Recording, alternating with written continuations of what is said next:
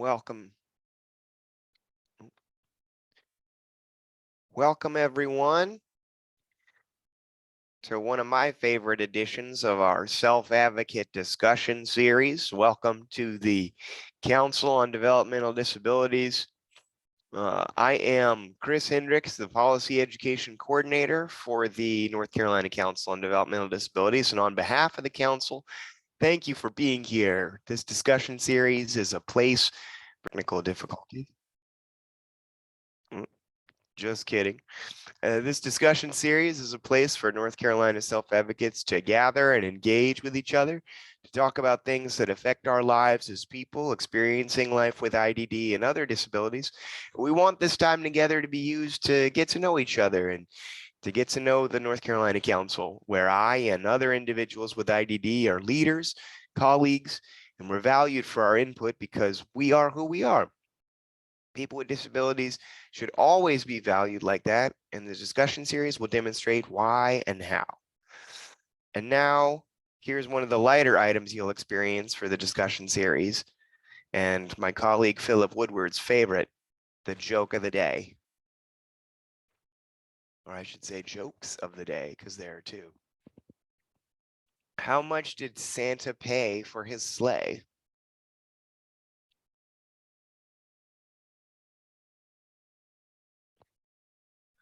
Nothing. It was on the house. I'm glad I got the classic Philip Woodward chuckle on that one. All right, ready for the next one? Why don't you ever see Santa in the hospital? He has private health care. Get it?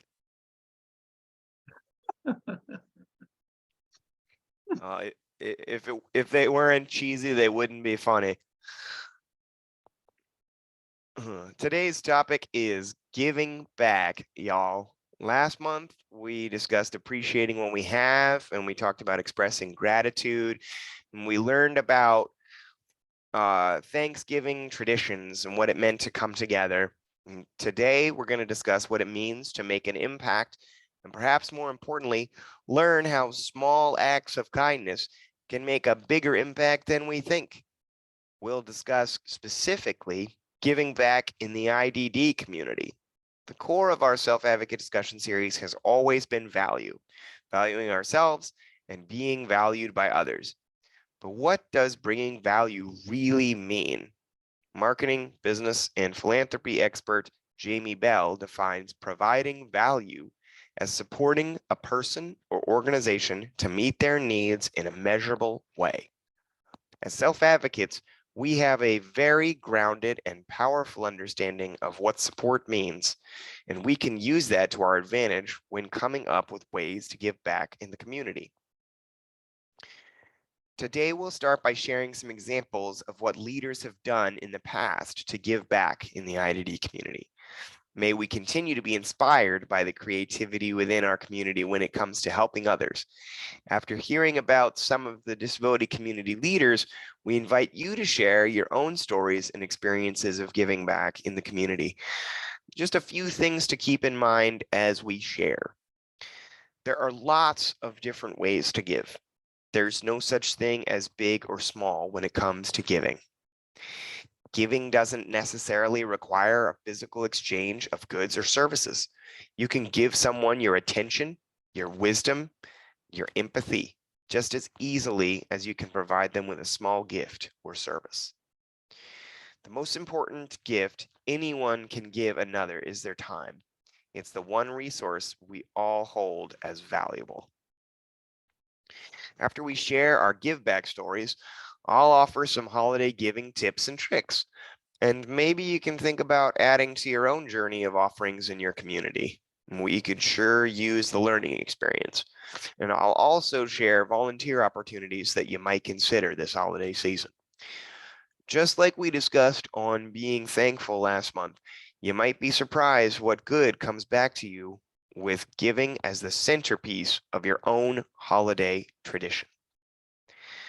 Whether you're giving back within the self-advocate community or outside of it, it is important to remember that each of us is going through something. So try to keep in mind that we truly are connected, even when we cannot see how. And by forgetting for a moment about our own challenges, we might be surprised how quickly solutions come into focus. Now I'm going to talk about a few celebrity givers of the IDD community. This first one may be familiar to some of you. She relatively recently passed away. We've got to start with Judy Heumann.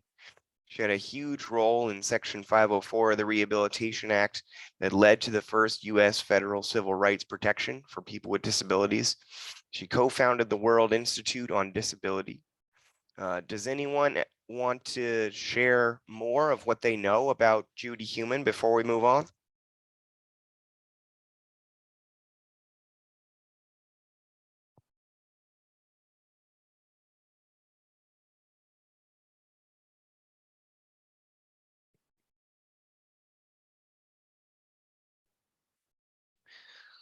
I'd just like people to know in the chat, just in case you missed it, that Yvonne Bell wants to share that Harry Styles gives to gun safety groups. I did not know that, Yvonne. That's really cool. Yeah, I read that a while back.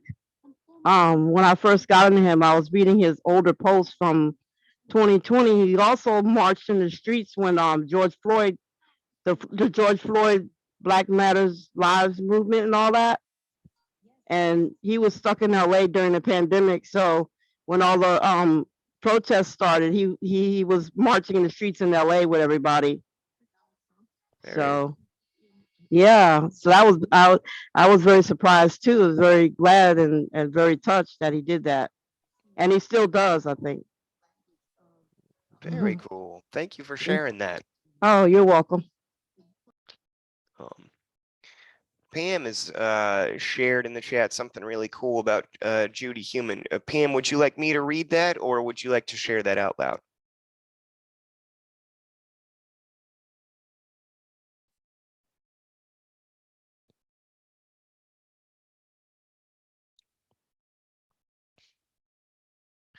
I'll take that as going ahead and sharing. So Judy Heumann was told that she could not be a teacher because her wheelchair would create a fire hazard. Ridiculous.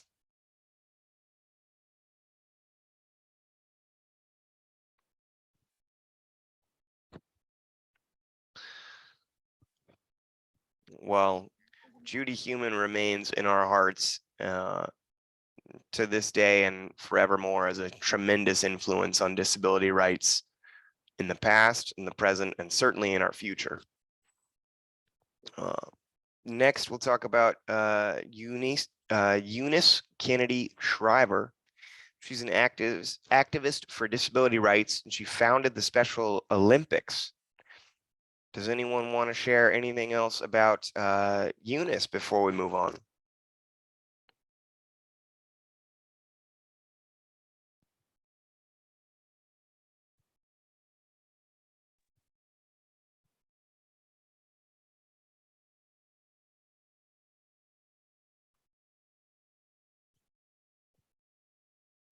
Oh, and I missed there's another fact about Judy Heumann that was shared in the chat as well. She participated in a sit-in that lasted many days.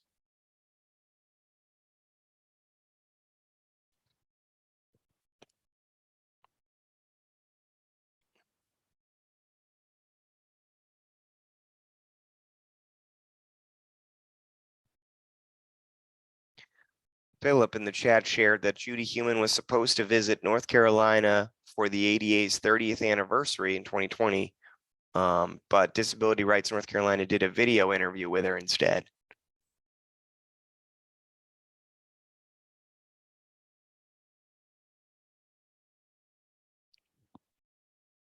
Yvonne would also like us to know that Harry Styles gave his hair to children suffering from cancer.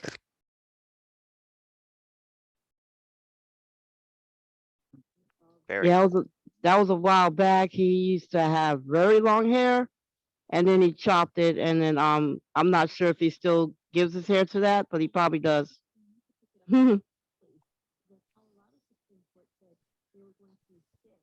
Next, we'll talk about Helen Keller. She's an author and educator and did a lifetime of public advocacy. Anyone want to share anything about Helen Keller before we move on? I'll say something about Helen Keller. I don't know anything outside of what we already know about her activism and how she taught other people to be independent and went to the government and talked about that in Congress. But what I can tell you is that Helen Keller was a great example for me. I know in that time in the early 70s, I was literally written off by, schools, my parents, that I would ever achieve. And there was consideration that I should be put into a facility. And thinking about Helen Keller's example, everything that she went through was actually a shining star for my experience. So thank you very much. Thank you so much for sharing, RV. And Philip, you got your hand up? This is Philip Woodward here. Helen Keller, despite being blind and deaf since she was a year and a half old, traveled all over the world, including countries such as Japan, to do advocacy work. So some people with two disabilities like that might not feel comfortable traveling internationally, but she had the courage to do so. Also, an interesting fact that I read in her biography is that she had a Boston Terrier, and that was the type of dog that my wife and I adopted the year that we got married back in 2003. So there are many reasons why I like Helen Keller and consider her an excellent role model. Thank you. Thank you very much for that, Philip. Next, we'll share about Lois Curtis. Her advocacy is what led to the Olmstead Act that we know of today, as we know it today. And she's considered the plaintiff of the most important civil rights decision for people with IDD to date. Would anyone like to share anything about Lois Curtis? I would like to share that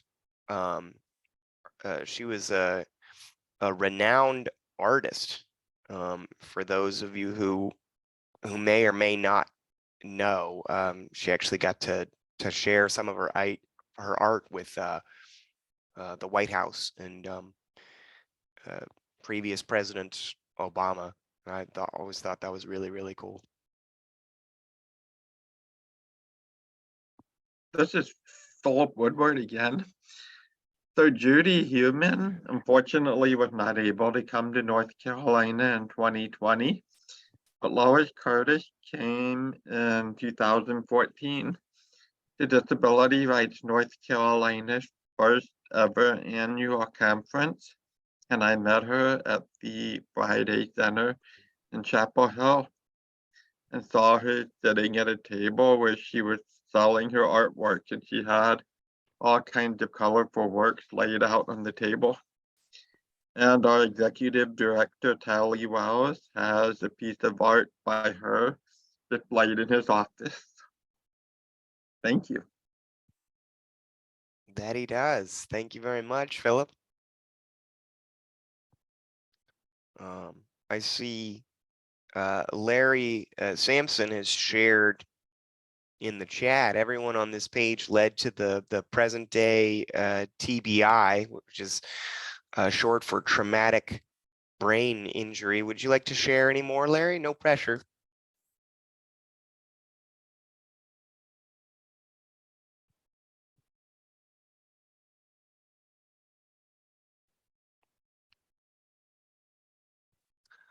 Larry, I see you're trying to share with us, but you're muted.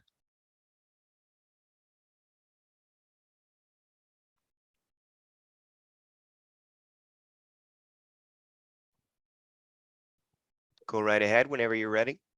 Yeah, Greg Richards, We're using Larry's link to you guys, Ah, and we're listening to the conversation today. And as being the leader of the self-advocacy group from the clubhouse in Raleigh, North Carolina, I just find it very interesting about all these people, how they all led to great things for people with TBIs, and the start and the continuance these days. Just like the one major thing that we did is we contacted the governor of this state, and we actually got an answer back. And that has been the first time in a long time that the governor has answered us back and says that he's going to do something for us. So wow. we're very interested in that. But thank you very much for listening to me, sir. No, congratulations and thank you for sharing that. That is the very definition of advocacy, and we're so glad to have you with us. Thanks. Pam in the chat has shared, my daughter and I had a wonderful opportunity to meet Lois at her birthday party in 2016. She and my daughter became friends and pen pals and wrote to each other several times. Wow, that's really cool to have that kind of relationship. Thank you for sharing that, Pam. And next on our list of advocates, we have Justin Dart. He had a major role in signing the Americans with Disabilities Act in 1990. And we certainly can't forget to mention all of the self-advocates here today, as was just demonstrated via the Raleigh Clubhouse. Rock on. Well done. Well done, everyone.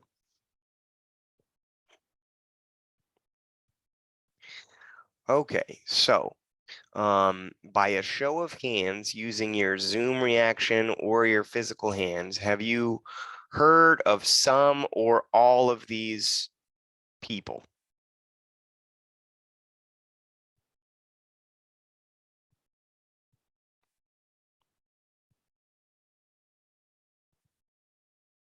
I'll raise my hand. Yes, there are three of us sitting here, Mark, myself, Greg, and Norman. And we have all heard of all of these people. Very cool. I see the up hands. I see some thumbs up.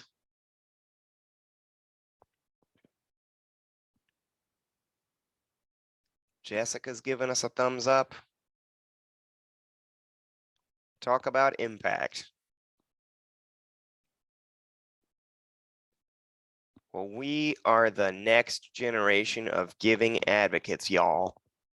Now it is time for you to share. So the self-advocate discussion series is really all about community and connection. So we invite you at this time. I would like to just take a moment. If you're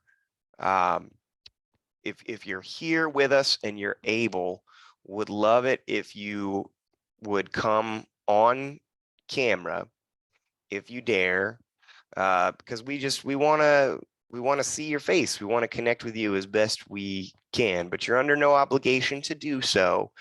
Come off camera only if you're comfortable. And we've got 4 questions here. You're welcome to answer any of them. I'll go over each of the questions first and just read them all at once. And then I'll go back to question 1 and read it and give anyone in the room, any participant who wants to jump in, a chance to raise their hand, either physically or using your Zoom hand, and I'll call on you. And if not, we'll just play a little game of hot potato, and I'll find names in the chat and I'll call on you, and we'll see how it goes. Okay. So the 4 questions are: number 1, what is your favorite way to give? Number 2, How do you feel about giving or receiving specifically during the holiday season? Number 3, how does being a self-advocate make giving unique? And question 4, how is gift giving different from charity? That's a little bit of a tough one. Okay, so we'll go back to question number 1 now. This is the real deal. I'm going to ask the question and then raise your hand and I'll call on you. Question 1, what is your favorite way to give? Any volunteers? So you're gonna have to raise your hand. So you have to, in the chat, do you want me to help you? Yeah, Okay. I was just gonna, well, actually, it's already unmuted. So we could just let him speak. We have to- Okay. So for me, my favorite way to give is by talking to someone and letting them know that you're not alone, sharing my experience with their experience, and finding that even though we might feel unique and different, sometimes we might have things that we can agree on, or things that they can help me with, or I can help them. But it creates a community of support for each other. And that is one thing I just really enjoy. Thank you. Thank you, RV. It sounds like your favorite way to give is to just have a conversation with someone, just talk and listen and connect. And that's huge, so important, particularly for our community. Thank you so much for sharing.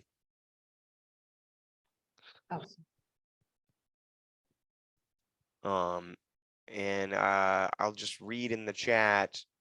It says Gateway Clubhouse will answer number 2. Just as a reminder, question number 2, y'all, it's how do you feel about giving or receiving specifically during the holiday season?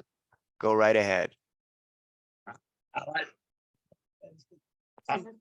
like to give back some of the love that we got. We can give back. We love doing Meals on Wheels. Yeah. I love that answer. Nothing says love to me like a good meal. I'll tell you that. Well, we try to help as much as we can to the people who aren't quite as fortunate as we are. Even though we're not fortunate, we like to volunteer for that. Absolutely. For those of you who there was a little bit of a muffle there that you shared, but I think I heard you say the holidays is a great opportunity to give to those less fortunate. Is that a fair interpretation? Yes, that was exactly what we meant. Could not agree more. Could not agree more, y'all. Philip, you've got your hand up. Go right ahead. This is all one word. In college, I started an organization called the Butterfly Club that liked to send people smile cards to their student mailboxes. And in college, there were a lot of students who checked their mailbox daily and did not have anything in it. So they enjoyed finding a smile card in it, particularly out of the blue, to remind them, even though there are exams and papers that are due, don't get too stressed. Just take a deep breath, relax, and enjoy life and enjoy college while it lasts. Thank you very much. And quickly, the spirit of the Butterfly Club continues today. Thank you. Philip, that's so cool. Later on in our meeting today, I'll share some opportunities to give. But the other thing to remember is that as self-advocates, we're a real creative crew, right? So if there's something on the list that you want to engage in, but it doesn't really resonate with you, you can always come up with your own way to give. And I think the Butterfly Club is a great example of that. Just keep that in mind.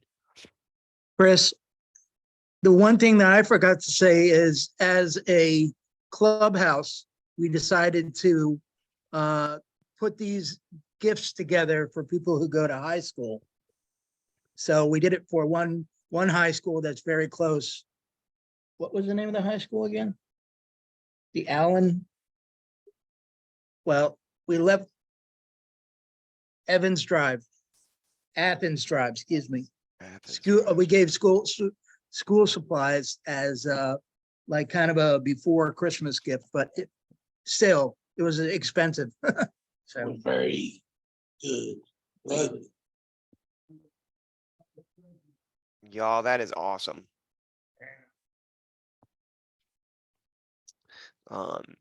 Just a quick side note, I should really call it a front note because it's really important. RV Cruiser is actually one of the North Carolina Council's newest member appointments. So I want to welcome you, RV, to the council. We're really excited to have you. Thank you. And I feel honored to be part of the organization. We're honored to have you with us. Sarah Potter would like to share that she loves the concept of the Butterfly Club. I do too. That is so cool. Would anyone else like to answer question 1? What's your favorite way to give?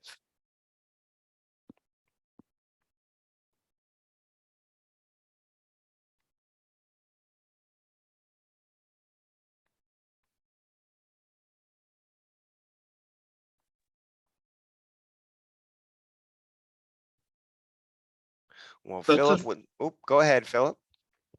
This is Philip again. I like to give people ideas for good, funny jokes to tell when I share my stupid dad jokes. But some people tell me to be quiet. I don't need to tell anymore.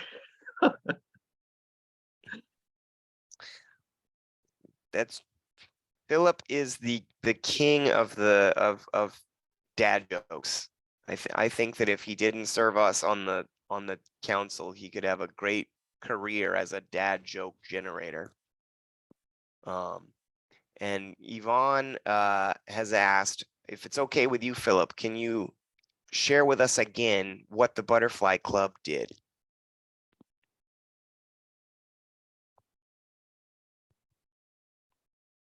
This is Philip here. The Butterfly Club sends people smile cards and gifts just to brighten their day. So it's a concept that I came up with in college, or started in college, and I still do it today. So if you've ever gotten a card from me with a smiley face sticker on it, or a gift in the mail, then you may have been a recipient of a Butterfly Club surprise. Thank you. May I say something about that point, about what Philip just said? Go right ahead. Well, I think it's great because I actually do volunteer work with cards too. And I send the cards out. But the one thing I find really cool about this is that there's a term, it's called the butterfly effect. And what that means is that when the butterfly flies, it affects other things, other insects and other things. And that work, that dynamic, that effect actually goes all around the world and changes every living thing. And then when you think about the cars, when we deliver the cars or just have interaction with people, it has a quantum effect with every other person. And then it actually touches the whole world community. That's just my 2 cents. RV, that's so true and so cool. This is Chris. Well said. And the Raleigh Clubhouse would like us to know that their favorite way to give is to give to charities. And with that, we'll move to question number 2. How do you feel about giving or receiving during the holiday season specifically? Would anyone like to volunteer their thoughts?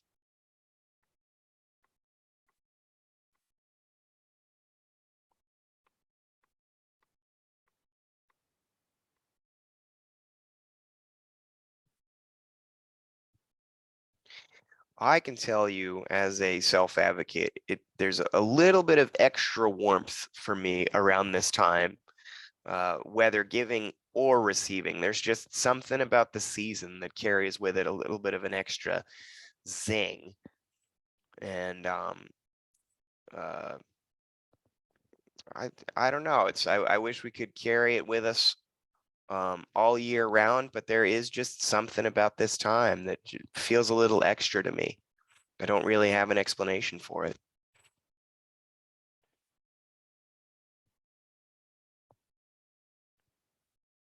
Anyone else have any thoughts about number 2?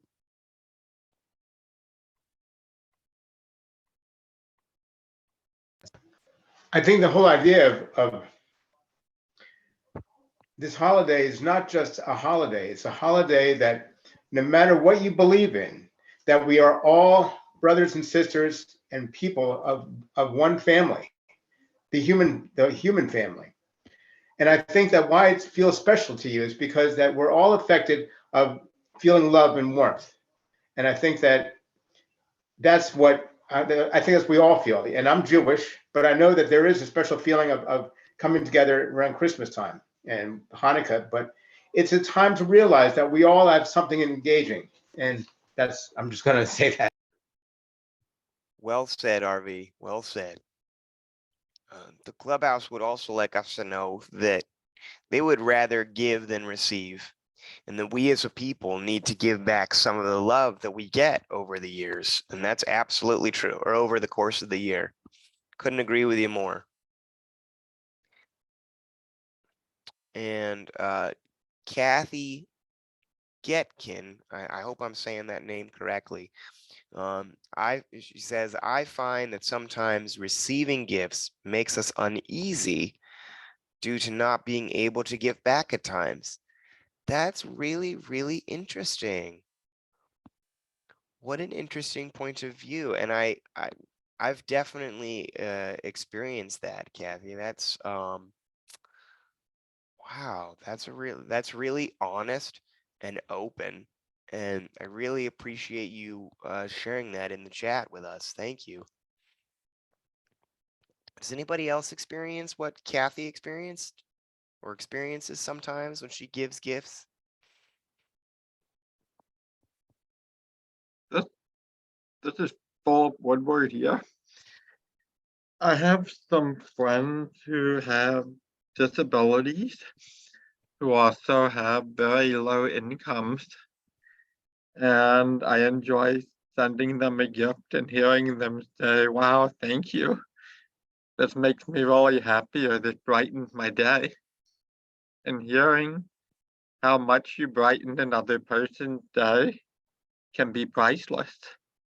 And so if I give somebody a gift, I don't necessarily expect a gift in return, but the gift of their happiness and their joy is a gift in itself. So if you're not able to give something physical that costs money, sharing your joy is a gift that you can share with the world. Thank you.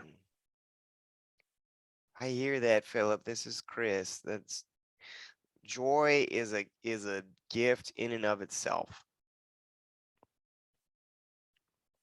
And Clubhouse has an interesting point of view. They say if we give a gift, it does not feel right unless we do the same. Do you want to share a little bit more on that?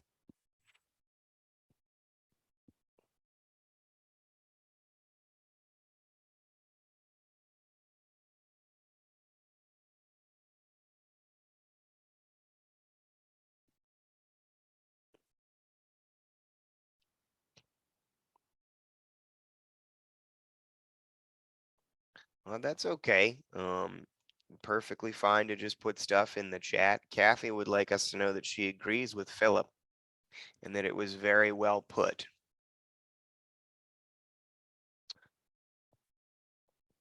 Pam would like to share, I have had times when I didn't have money to be able to buy gifts for others, and that was hard for me. What might be some other barriers we have to being able to give back? I recently wrote notes to some people as a type of gift that I could give. And then the clubhouse would like to share, a gift from the heart is best of all. I'm going to repeat that question from Pam. It says, what might be some other barriers we have to give back? Philip has his hand raised. Would you like to contribute, Philip, to that question? This is Philip.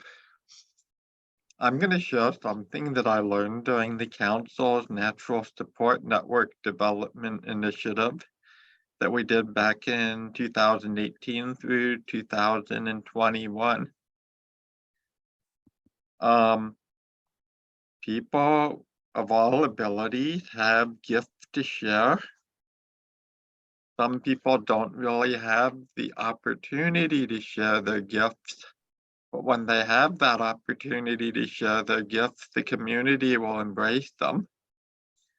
For example, if a person with IDD has amazing art skills, nobody might know that until they have the opportunity to share their art skills. And when somebody in the community discovers what an amazing artist they are, the whole community will embrace them. And that will help that individual more fully participate in their community. So that's one way to be able to share your gift. Go ahead. Philip, I think that that's really true. And as a self-advocate, I would just like to add that now is the time of year when we should maybe remind ourselves that having support is okay. You know, if we need support to be the best version of ourselves, or we need support to share and to give, that there's absolutely no shame in that. In fact, it's beautiful in a lot of ways. And you know, sometimes one of the barriers that we can face as persons with IDD when it comes to giving is not being okay with that support. So stepping into being okay is a wonderful start. And we have the power to step into that.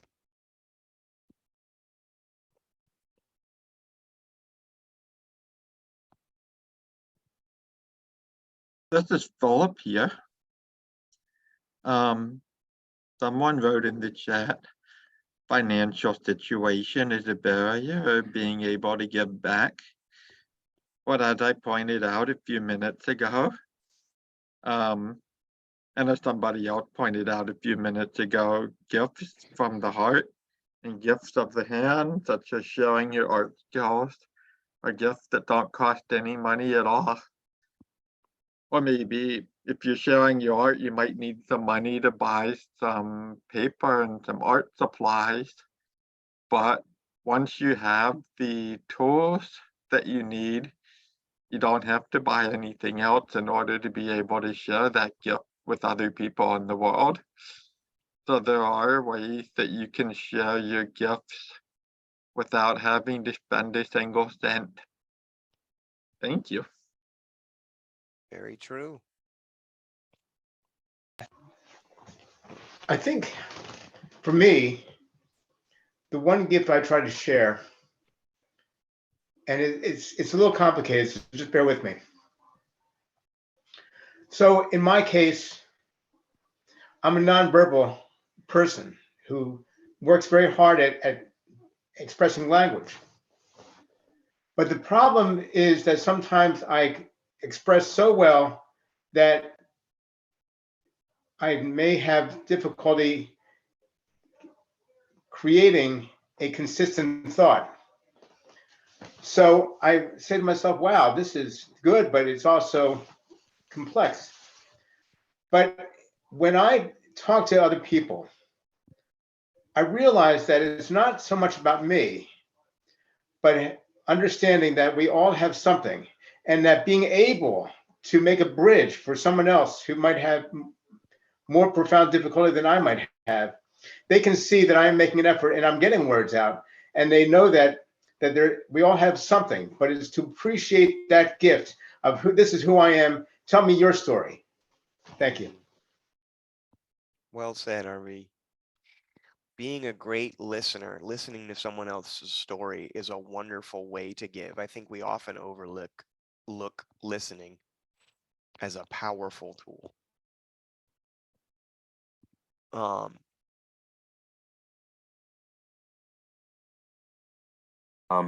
But it's been such a deep discussion. We have the other questions. Number 3, how does being a self-advocate make giving unique?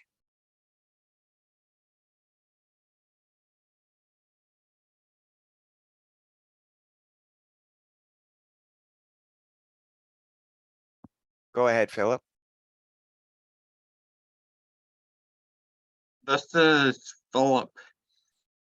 Okay, I wanted to follow up on what RV said about expressing himself. RV actually shared a gift with me when we attended the National ADA Symposium in Pittsburgh, Pennsylvania in June 2018. That gift was that he told me he enjoyed watching Star Wars movies. And so that made me very excited, and we had a good time talking about some of the new Star Wars movies that come out. So I just wanted to say that even though RB was saying sometimes it's difficult for him to express himself, once I learned something about him and we made that connection, that helped us form a bond that strengthened our friendship, because we both know that we're Star Wars fans. So with RV being a self-advocate, that is one way that he uniquely shared a gift with me, because just being able to talk about Star Wars made me excited at that moment. Thank you. Absolutely, sharing a common bond. Well said, Philip. So RV touched on this a little bit, actually. It's been shared a little bit in the chat as well, but I'll ask number 3 again. How does being a self-advocate make giving unique? Let me just say that as self-advocates, we tend to have a lot of empathy, and there's a lot of power in empathy. And that's one way that we can stand out and stand in our power over this holiday season. Would anybody else like to contribute to question number 3? How does being a self-advocate make giving unique?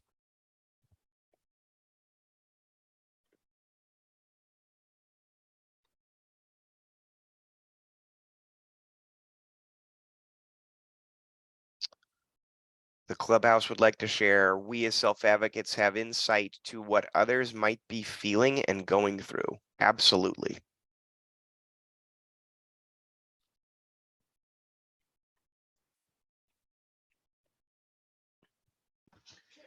It also allows the roles to be changed, that when you're giving and talking, you might find that information you're getting from someone else is actually helping you in ways that you didn't even anticipate.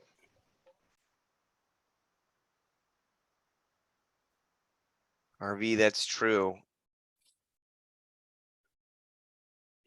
Always a nice surprise.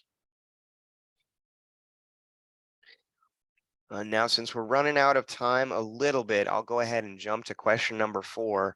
How is gift giving different from charity? Let me repeat it. How is gift giving different from charity? Would anyone like to contribute to question number 4?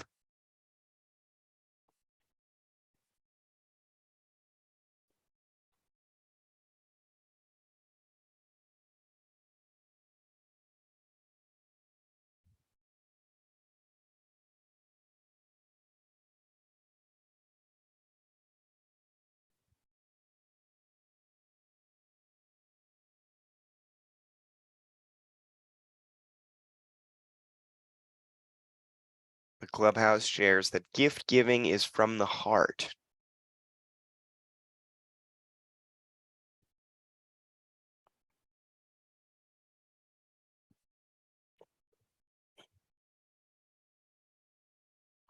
I'll say that sometimes charities can be established vehicles to give, which can make it a little bit easier for someone who's having a hard time making up their mind as to how they want to give. But gift giving in general feels like a more spontaneous thing.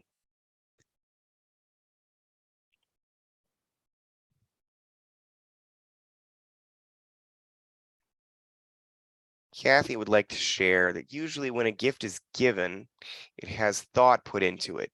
Charity, you are discarding items. That's an interesting perspective.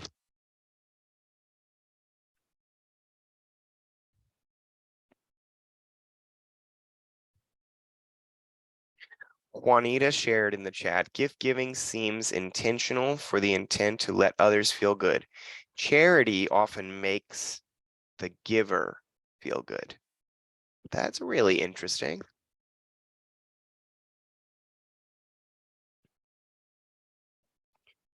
The Clubhouse would like to share, every time we give from the heart,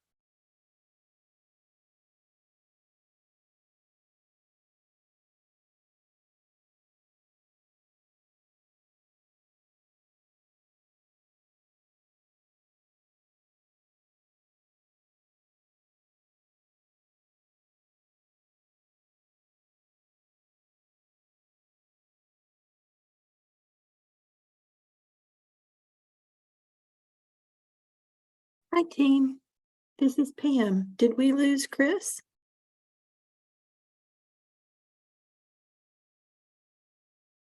I think we did. I don't currently have any audio. I think we lost Chris. All right, well, he won't be gone for very long, Pam. I appreciate your acknowledging that, and I'm sure he will join us right back.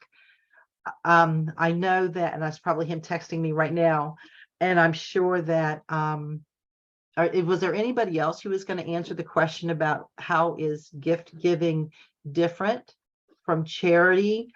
And I was going to type into chat that I think that charity is fulfilling a need from those who have been identified be in need, and that gift giving is something more spontaneous, as it was stated earlier, to people that you have heartfelt feelings for and definitely know that are a part of your space or of your circle. Would anybody else like to answer that question before we move on?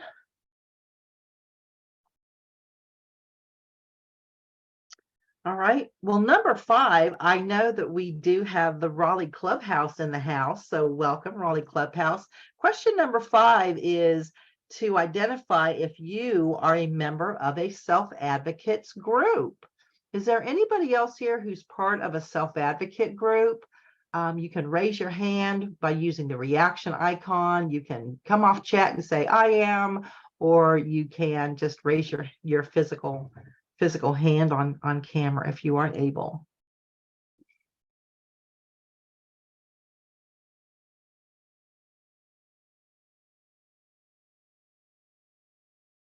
All right. And I see that there's responses in the chat.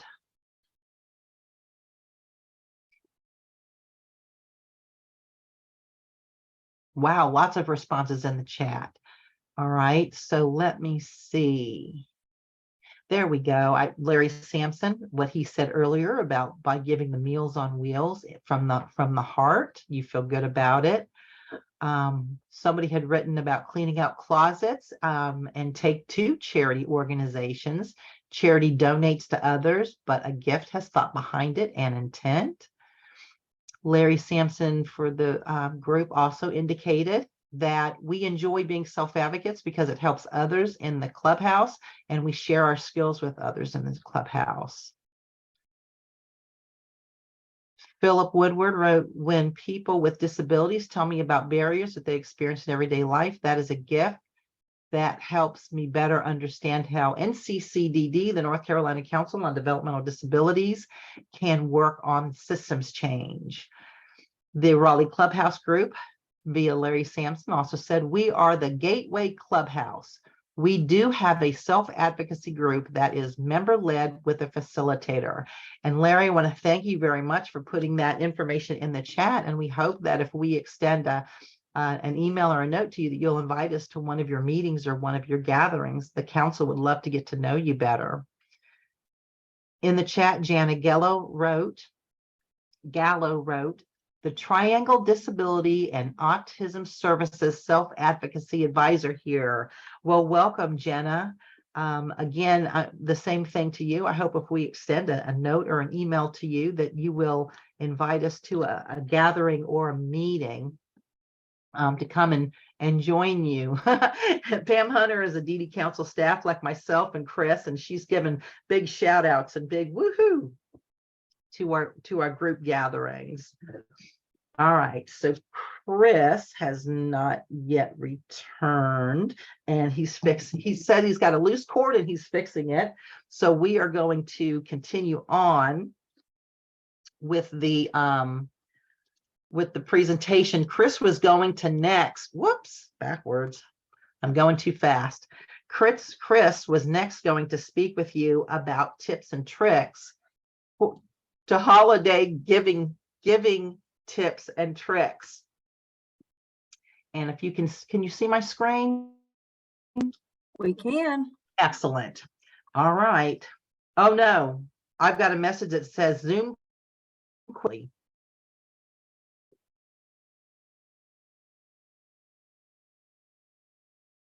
Oh gosh.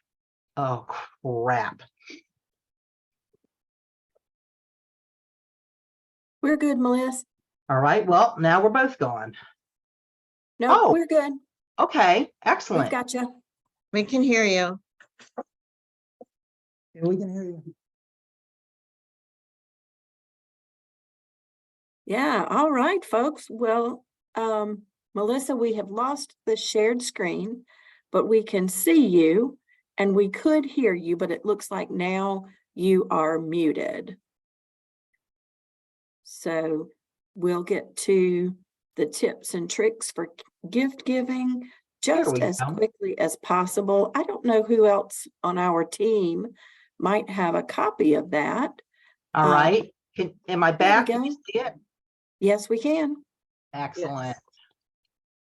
All right. So starting with your value that and one of the things that Chris, who is a self-advocate, is always touting is that because you're a self-advocate and a person with a disability, that you have special value and you have superpowers, he calls it often. And so starting with your value, consider, what are you good at? What kind of things do you love? How do you use that talent or that interest to make someone else feel good? How could you use that as a gift this holiday season? Number 2, giving is meant to be a joyous act for the giver as much as the receiver. If we think joyfully, we can more easily do gift giving. And I think you guys already picked that up because you mentioned that throughout the rest of the program today. Using self-advocacy to your advantage this season, you have human experiences that other community members don't have. Think of how your life experience can be used to benefit others, and you just might come up with your own unique way of giving back. And many of you have already given wonderful, wonderful examples of that. Item number 4, follow the KISS rule. Keep it simple, sweetie. The easier you make the act of giving, the more likely you are to continue giving beyond the holiday. Use tools like craft magazines and technology like the internet to make things easiest for you. And I know Chris has a number of examples that he would share if he were with us right now. And lastly, the last tip or trick that Chris wanted to offer was giving is often a group effort, as the Raleigh Clubhouse has shown us. We are a community. Don't keep your giving efforts to yourself. As self-advocates, You have a wonderful opportunity to show that asking and receiving support is not a weakness, but a strength. And we are all stronger together. You've heard of the interdependence that we need to be our strongest. So keep giving as a group effort as often as possible. I'm going to check the chat real quick. Oh, Chris is here. All right. If you say something to us, you can take over. I am, and I'm ready to rock if you are. Yes. All right. Well, I appreciate y'all's patience. As we round out to the end of our time together, I'm going to offer some cool opportunities to give this holiday season. But keep in mind, you don't have to stop giving when the holiday season ends. Giving is a year-round thing. So we'll start with the Triangle Nonprofit and Volunteer Leadership Center. It has a very cool Share Your Holiday program for families in the Triangle who need support during the holiday season. You can help out families in need by offering a monetary donation of any amount or volunteering to deliver the gifts. And if you're feeling really generous, you can volunteer to sponsor an entire family. Raleigh volunteer opportunities are, of course, specific to the Raleigh area, but the website is organized by different types of volunteering, such as crisis support, economic support, youth focused, senior focused, hospital care, etc. Choose the avenue that you are most passionate about and go for it. Activate Good is an organization that I am admittedly a little biased towards. They're pretty awesome. I've been volunteering with them for many years. They're all about mobilized volunteer networking. In other words, it's getting groups of people together to promote and conduct random acts of kindness across North Carolina. They are a hub where established nonprofits can learn from each other and grow their volunteer base. If you want to make an impact, but you're not sure where to begin, Activate Good is a great resource to learn about volunteering in general and finding a niche that fits you. Give me one second to fix my screen's having a little bit of some challenges. I apologize for jumping around a lot here, y'all. Pam mentioned this in the chat indirectly. The pen pal relationship that her daughter had with Lois Curtis. You can be a pen pal if technology is your thing and you're comfortable with online communication. You can be a pen pal with local residents from the comfort of your own home. The cards for a cause. If you love kind words and creativity, but you don't want to leave the couch, you can write or create holiday cards for kids in hospitals, either digitally or physically, but the physical cards will need to be mailed. You can also phone a friend. Maybe you don't like to write, but you like to talk and listen. Philip talked a lot about that. So did RV today. There are call programs at local nursing homes in your area where you can connect with senior citizens over the phone for 30 minutes a day. Below you'll find a list of names and phone numbers, and I'll also send out these in a separate resource opportunities. And I mentioned this earlier, but if you prefer a more direct approach to giving back, there's lots of opportunities in the community to give back on a large scale or for local organizations. So once again, we have the Triangle Nonprofit and Volunteer Leadership Center, the Raleigh Volunteer Opportunities, and Activate Good. These are just a few examples, y'all. And we're right at 2 o'clock. So I just want to say it has been a fantastic year of self-advocate discussion series with y'all. You're all a bunch of givers. You're all tremendous, extraordinary advocates. And on behalf of the council, we sure have appreciated you all being here today on behalf of the, and all year, on behalf of the self-advocate discussion series team. That's Letha, Melissa, the interpreters, myself, and the North Carolina Council on Developmental Disabilities, we are grateful for the community of self-advocates and everyone in our advocacy network. With each of these discussions, you have shown just how much of an impact we make on the community every day. And we'd like to wish all North Carolina self-advocates and all of our friends and family a very Merry Christmas and the happiest of holidays this season. Thank you all so much for being here.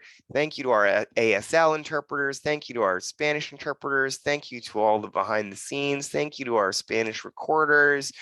And above all, thank you, advocates. Thank you for being our eyes and ears and our power in this community. We appreciate you all so much. I hope you have a wonderful rest of the day. Happy holidays, everyone. Happy New Year. See you in January.